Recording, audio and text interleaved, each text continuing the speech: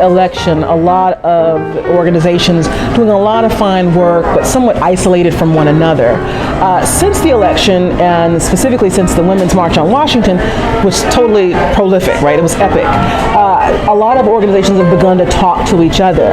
I think organizations that tended to be on the same wavelength before continue to be on the same wavelength. Organizations that were not continue to have guarded interactions. I think that they're being held. These conversations, these connections are being made and held in the spirit of community.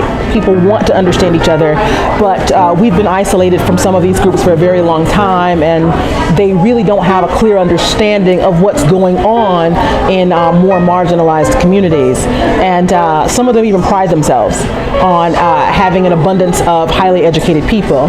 And the majority of people who are making these decisions, and people that are going to the polls, they're not doctors, they're not lawyers, they're not chocolate makers. These are everyday, regular people that we've got to mobilize if we're going to turn this thing around.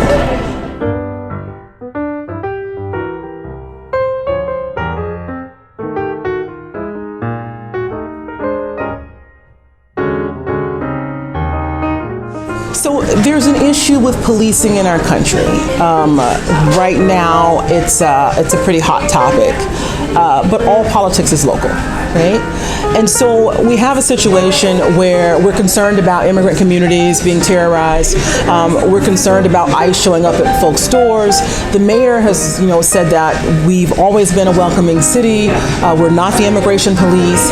Spoke to him personally. He encouraged us to pursue a resolution through our city council. We're currently pursuing a resolution through the county commission to make Hillsborough County a welcoming county.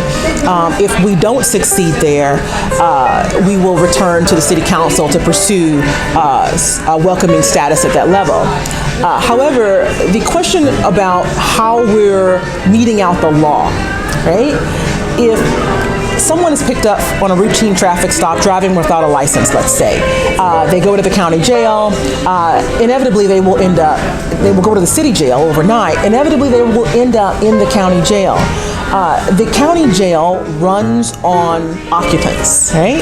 So each occupant provides the county with a certain amount of dollars per night. Let's say $125. Well, the longer that person is in jail, the more money goes into the coffers of the county sheriff. So it behooves the sheriff's office to hold on to people as long as possible. So these 72-hour holds turn into trips to ICE detention and quite possibly deportation, which is exactly what we're trying to avoid, because these folks aren't a threat to society. They're not disrupting life for other people, other residents, other denizens of our town, of our county.